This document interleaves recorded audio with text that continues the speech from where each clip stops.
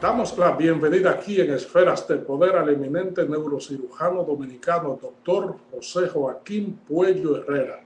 Muchísimas gracias por el honor. No, el honor es mío. Qué bueno que vamos a tener esta conversación ahora que comienza un periodo interesante, ¿no? Con el coronavirus. Así es, doctor. Y usted es una persona con una gran reputación profesional, intelectual y gran orientador con bastante credibilidad en la medicina por su trayectoria y reputación, para la redundancia. Quisiéramos que nos haga su valoración acerca de este trascendental proceso para la República Dominicana. Bueno, gracias. Es interesante que iniciamos un proceso nuevo en la lucha contra el coronavirus. La verdad que ha sido un año, bueno, un año terrible para la sociedad dominicana y para el mundo entero, en los términos cualquiera que lo quisiéramos analizar, no solamente en la parte médica, también en la parte social, en la parte de las relaciones interpersonales, económicamente, por supuesto, nos ha afectado muchísimo. Pero por suerte, y gracias a Dios, hay que repetirlo muchas veces, entramos en una etapa interesante, que es la etapa del manejo de las vacunas que están, vamos a decir, en primera línea de producción para que los dominicanos y dominicanas nos vacunemos y podamos detener en cierta medida el contagio y sobre todo la cantidad de pacientes que pueden ir a cuidados intensivos. Mira, esta primera reflexión es interesante. La gente no se imagina lo que significa en términos puramente epidemiológicos el detener el contagio. Eso significa que al detener el contagio, además de todos los beneficios que da, hay un beneficio que epidemiológicamente es importante y es el hecho de que a mayor contagio, mayor posibilidad de variantes letales. Entonces, eso cae por su propio peso. El hecho de que la vacunación es importante. Mira lo que ha pasado, por ejemplo, en Sudáfrica. La variante del virus en Sudáfrica hizo o ha hecho que una de las vacunas ellos tuvieron que regalarla porque no le hacía efecto al virus. Entonces, no solamente eso, si las variantes siguen produciéndose porque el virus es sumamente agresivo en su replicación y llega un momento en que la variante toma el nivel de la variante que está circulando en Manaos, en el centro del Amazonas, de la Amazonía, esa variante mata 2 de cada 3 personas. Entonces, la gente que nos está viendo sabe o debe entender que no solamente es protegernos y proteger a nuestro entorno, nuestros familiares, es proteger a la nación, pero también, además de proteger a la nación, evitar que este virus siga produciendo variantes, porque los virus son así, ellos simplemente están ahí para replicarse y replicarse cada vez de manera más letal, si cabe la palabra, o más contagioso. Entonces, deteniendo el contagio mediante las vacunas, o inclusive ni siquiera deteniéndolo, amainando el contagio, nosotros inmediatamente vamos a evitar que este virus siga produciendo variantes que a la corta o a mediano plazo pudiera ser mucho más peligroso para una nación cualquiera o una comunidad cualquiera que tenga un virus que está replicándose constantemente. Doctor, esto quiere decir que ya en un periodo, por lo menos no menor o no mayor del que tenemos con el COVID-19, pudiera surtir un efecto este proceso de vacunación en que se corte o se amaine, tal y como usted ha planteado esta situación. Sí, definitivamente la vacuna es efectiva, o las vacunas. La gente tiene que entender que las vacunas que ha solicitado el gobierno, que por cierto se ha anunciado que van a ser gratuitas, y eso está bien por un hecho fundamental. y es que la gente que tiene mayores recursos económicos que pudiera comprarla, entonces en ese caso se vacunaría primero. Y eso es discriminatorio. Que tú te vacunes primero porque tú tienes más dinero. Una, una sociedad no puede basarse solamente en el poder del dinero y del recurso económico. Tiene que haber otros valores. Y aquí, en este caso, en nuestro pequeño país, lo que nosotros debemos hacer es lo que ha dicho el gobierno con un protocolo muy bien fundamentado, que por cierto se está usando en otros países también. ¿A quiénes vacunar? Bueno, a los que necesitan vacunarse rápidamente, nosotros los médicos. Yo me vacuné hoy, por supuesto, estoy vacunado y no me siento nada, ni siquiera me dolió en el brazo y tengo el brazo normal, lo puedo mover, etcétera. Entonces, vacunar al estamento médico, al estamento de salud, a los envejecientes, que son los que se nos mueren generalmente, personas que tienen comorbilidades, patologías que hay que vacunarlo rápidamente, y entonces seguir entonces con la fase de las personas de más de 60 años. Y después de ahí ir bajando, obviamente, hasta que lleguemos a la etapa de los 18 años.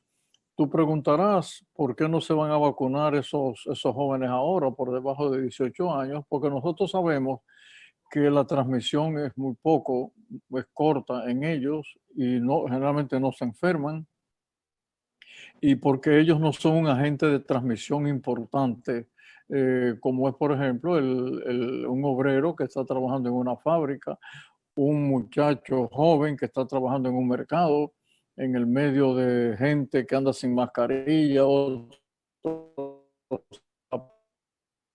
en la barbilla, etcétera. Los militares tienen que ser vacunados, gente que trabaja bajo techo con mucha aglomeración, esa gente de los supermercados, esa gente tiene los bancos. Entonces, fíjate que tiene que ser una vacunación sin discriminación y definitivamente, definitivamente va a surtir efecto. Lo vamos a ver. En cuestión de meses, nosotros vamos a ver, o de semanas, en 12, 15, 16 semanas, nosotros vamos a ver cómo la curva se va a ir aplanando poco a poco y va a empezar a descender. Y por eso es que yo repito una y otra vez a la gente, vacúnense, porque realmente ese es el planteamiento que hacemos los médicos para poder detener un poco esta pandemia. Doctor, hay algunas personas que plantean las reacciones y por eso hay ciudadanos que están confusos sobre la decisión de vacunarse o no, precisamente por este bombardeo que se tiene con la vacuna, con la competencia comercial, etcétera. ¿Qué usted cree sobre todo esto? Bueno, de atrás hacia adelante sí hay una competencia comercial, claro que sí, la hay, y eso da mucha tristeza de que se esté jugando un poco con esta ley, querramos que no, de la oferta y la demanda. Entonces, la ley a veces se impone, esa ley que muchas veces es injusta, se impone. Entonces, los grandes países con gran afluencia económica, mucho poder, muchos recursos para obtener insumos, han acaparado una gran cantidad de vacunas. Mira, hace como una semana, sí, como 7 o 8 días, cuando apenas teníamos unos 20 millones de personas ya vacunadas, yo leí una información que los pelos se me pusieron de punta, ¿no? En el África subsahariana habían solamente 27 personas vacunadas versus 20 millones de personas de los países ricos. Entonces, el mundo no puede conducirse así. Tiene que haber organizaciones que definitivamente marquen el paso, marquen el rumbo hacia donde nos dirigimos. Porque en el mundo somos 7 mil millones de personas y la mayor parte de esa cantidad de personas viven en países que no pertenecen ni siquiera al G20, no al G8, no al G20, como nosotros, que ni siquiera estamos entre las primeras 20 naciones del mundo. Entonces tiene que haber ahí un equilibrio en la vacunación, y la OMS, la Organización Mundial de la Salud, está jugando un papel importante, la la ONU también, de que a los países grandes que suelten las riendas un poco para que las vacunas lleguen también a los países más pequeños. En cuanto a la segunda parte de la pregunta, yo tengo los datos aquí. Al día de hoy, que tú y yo estamos hablando, el índice de complicaciones importantes, lo voy a decir lentamente para que la gente lo copie, es de 0.06. O sea, mínimo. Y ya nosotros debemos tener muy por encima de los 300 millones de personas vacunadas. Lo que quiere decir que las vacunas, las que estamos usando, son totalmente efectivas y muy seguras. La verdad que así es. Regresamos en breve con esta interesantísima comparecencia con el eminente neurocirujano dominicano, doctor José Joaquín Puello Herrera.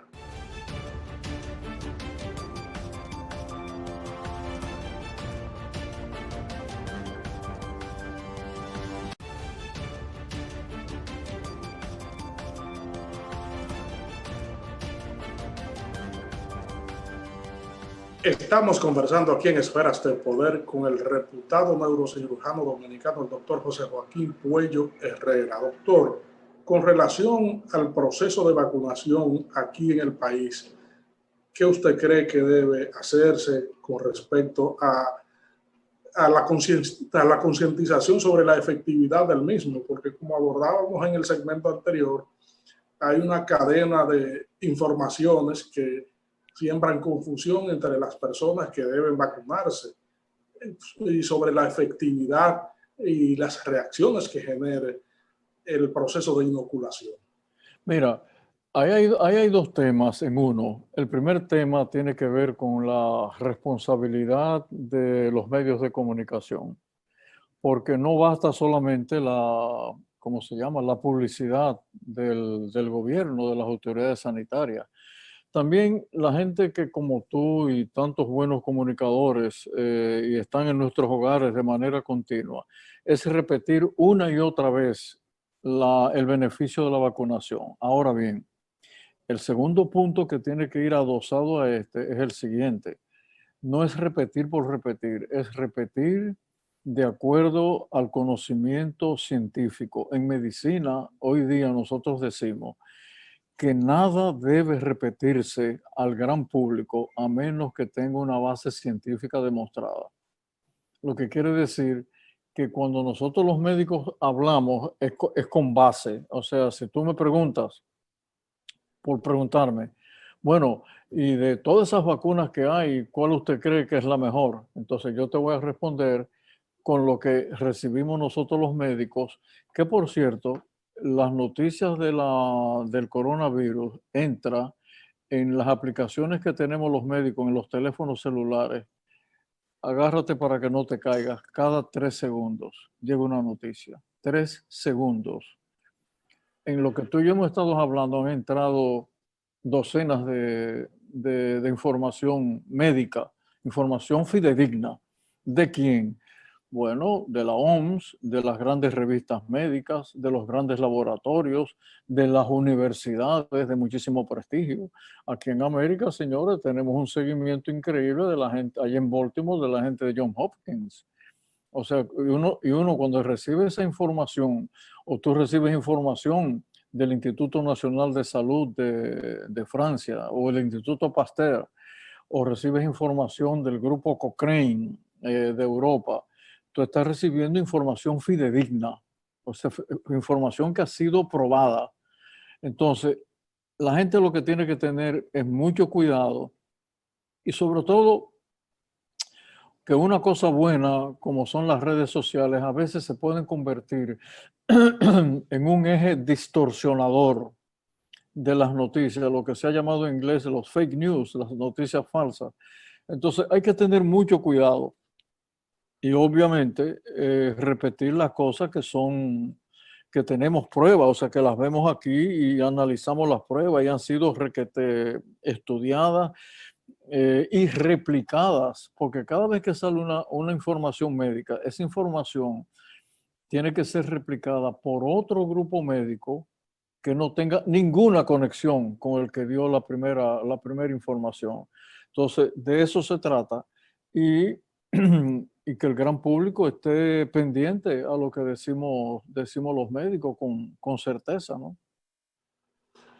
Doctor, este proceso iniciado en la República Dominicana marcaría un regreso hacia la normalidad en un plazo no muy lejano. Sí, así es. Es el comienzo, obviamente es el comienzo. Tú me podrías preguntar, bueno, doctor, ¿y cuánto va a durar eso?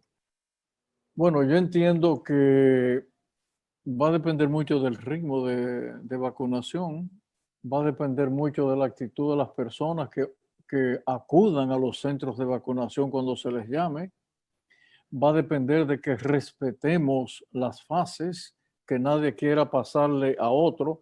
No debe ser que una persona de 25 años quiera vacunarse primero que uno de 65 años, porque tenga un apellido sonoro o porque tenga una gran cuenta de banco o porque tenga una gran influencia política o porque conozca a un médico que lo puede vacunar en un hospital. No, hay que respetar la fase, porque las fases no están diseñadas simplemente para que haya un respeto. No, es que la fase de vacunación tiene un sustrato médico de que vamos a vacunar primero a los que están bajo mucha presión del virus, que lo pueden contraer y que pueden morir. Esta es la responsabilidad social que todos debemos asumir y respetarla. Ahora bien, hay un corolario con esto. A medida que nosotros vamos vacunando por fases, en esa misma proporción, los que vienen detrás para vacunarse están más protegidos. ¿Pero por qué? Porque ya el virus no va a encontrar la misma cantidad de gente para infectar. Entonces, tú te fijas cuál es la relación que hay entre por qué vacunar a los más vulnerables y después a los menos vulnerables. Es que cuando hacemos eso, estamos protegiendo a los menos vulnerables para que se contagien. Entonces, todo eso ha sido requete estudiado. Cuando nosotros estudiamos medicina y nos dan la materia de epidemiología, nuestros profesores, eso es lo que nos han dicho. Y eso es lo que lo que el gobierno quiere que se cumpla. Y yo lo veo muy bien, ese protocolo que se ha hecho. Vemos que ustedes, los expertos, los especialistas, los peritos, hacen énfasis de que la ciudadanía no basta con que se vacune en una de las fases, sino que mantenga el protocolo como las mascarillas, tapabocas y el distanciamiento social. Aunque observamos una parte de la población que siguen observando estos métodos que tienden a prevenir mayores contagios. Qué bueno que tú hagas esa pregunta, porque es una reflexión y la gente me hace esa pregunta constantemente. Yo me acabo de vacunar, ¿significa que me puedo infectar? Sí, todavía. Van a pasar varios días, probablemente 14, 15 días que me puedo infectar, hasta que no me venga la segunda dosis y ya yo tenga la inmunidad completa. Entonces, durante esa fase, tenemos que seguir utilizando la mascarilla, el distanciamiento, el lavado de manos, lo que todo el mundo está haciendo. Pero hay algo más que la gente tiene que saber. Una vez nosotros alcancemos lo que se llama la inmunidad de rebaño, que es un mal término, la inmunidad comunitaria, todavía debemos usar la mascarilla, todavía la debemos utilizar, porque no sabemos esta bendita familia, bendita entre comillas, de la familia del coronavirus, si pudiera venir otro, o quizá pudiera venir otro virus que no conocemos, porque los virus están esencialmente en las grandes junglas. Y obviamente los virus han aparecido entre nosotros los seres humanos por culpa de nosotros mismos. Nosotros hemos invadido hemos herido de muerte a la naturaleza y la naturaleza ha respondido. Porque hasta hace años nosotros ni siquiera oíamos mencionar el virus del SIDA. Yo en la escuela de medicina nunca oí mencionar eso. El ébola tampoco. La chikungunya tampoco. El Zika tampoco. El corona no lo sabíamos hasta el 2002. Entonces, fíjate cómo el hecho de que el hombre haya invadido y violentado la naturaleza ha respondido de una manera terrible, terrible, enviándonos los virus. No sabemos entonces qué es lo próximo que va a venir. Bueno, eso quizás es una noticia negra, pesimista. La otra noticia que es optimista es que la plataforma tecnológica para la producción de vacunas está intacta. Por eso fue que se pudo hacer esta vacuna o las vacunas tan rápidamente. En mi época de estudiante había que esperar 15 años para una vacuna, 10 años para una vacuna. Señores, en menos de un año, ¿qué menos de un año? Ya al tercer mes, al cuarto mes del año pasado, ya estaba hecha la primera vacuna. Ya la estaban probando en Oxford. Ya la estaban probando porque la plataforma tecnológica está ahí. Entonces, eso es una noticia optimista de que no importa lo que venga ahora, estamos mucho mejor preparados que lo que estábamos hace muchos años. Una inquietud que ha surgido en este debate sanitario es el hecho de que en el proceso de inmunización que no se están incluyendo los menores de 18 años. Hay mucha gente que busca alguna explicación acerca de esta situación. Sí. ¿Qué dicen los sabios? Sí, mira, lo primero es que cuando nosotros nacemos y salimos del vientre de nuestras madres, nosotros hemos adquirido una inmunidad tremenda que la transmite la madre. Entonces, esa inmunidad dura muchos años. El sistema inmunitario de los jóvenes es muy fuerte, realmente muy fuerte. Si a eso tú le sumas que los niños de hoy día se vacunan muy tempranamente, las madres lo llevan a los centros pediátricos y los vacunan muy rápidamente. No solamente nacemos con un buen sistema inmunitario que nos dura muchos años hasta casi pasada la adolescencia, sino que además nos están inyectando vacunas todo el tiempo, la difteria, el sarampión, la toferina, etc. Eso significa que en un periodo muy largo de tiempo los niños están recibiendo vacunas que fortalece el sistema inmunitario. Sistema inmunitario son dos células esencialmente, las células llamadas linfocitos T y los linfocitos B, y unas células que se llaman macrófagos, que son como las que, como en el Pac-Man, se van comiendo como las figuritas, los iconos, ¿no? Entonces, ese sistema se fortalece sobremanera y esa es la razón por la cual te voy a dar el número en este momento que tú y yo estamos hablando, reportados de casos aparentemente con cierta complejidad en niños en el mundo entero, solamente se han reportado al día de hoy 2060. 2060 versus la cantidad de millones de gente contagiada y la cantidad de muertos en Estados Unidos, por ejemplo, que alcanza 500.000 de personas. Sin embargo, los niños no. Y es que su sistema es muy fuerte. Entonces, el racional médico que hay detrás de todo esto, si nosotros entonces vacunamos de 18 años hacia arriba, ¿no? Acabamos con el contagio y estos que están aquí abajo de un año a los 18 años, que normalmente no les pasa nada, cuando ese gran grupo de la población, en este caso nosotros los dominicanos, estén vacunados, estos muchachos no les va a dar el virus. Además de que si ellos les da, es muy poca cosa.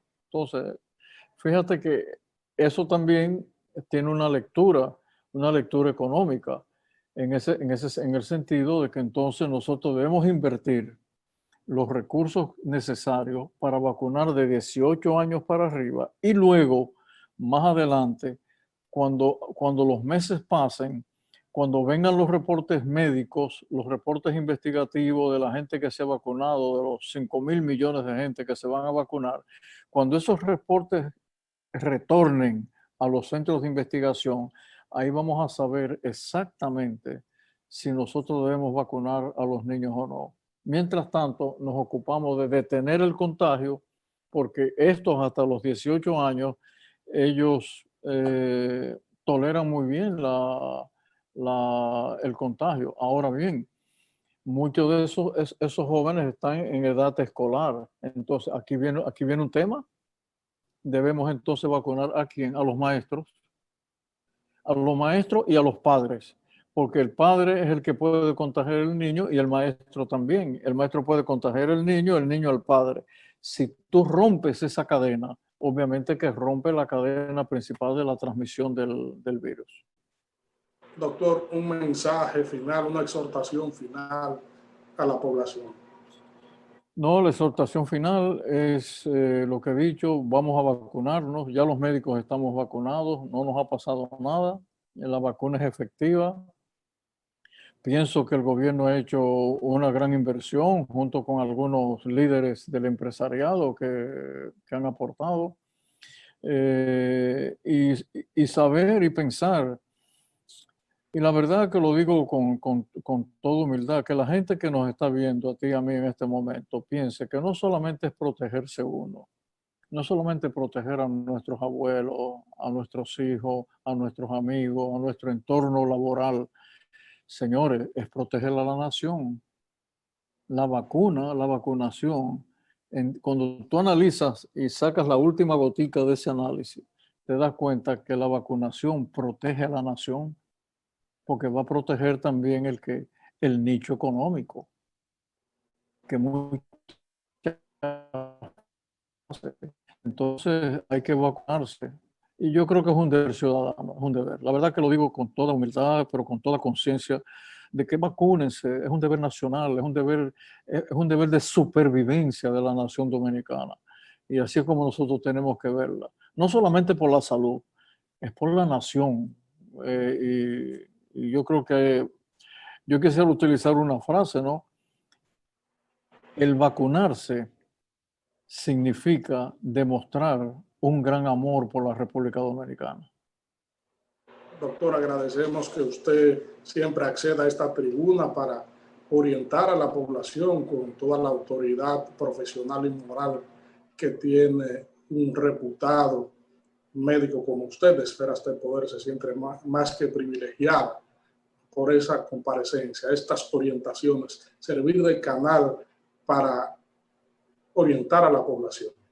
Gracias, el honor es mío y qué bueno que me diste esta oportunidad de este conversatorio para ayudar y te felicito por esta labor que hace, la verdad, con todo corazón.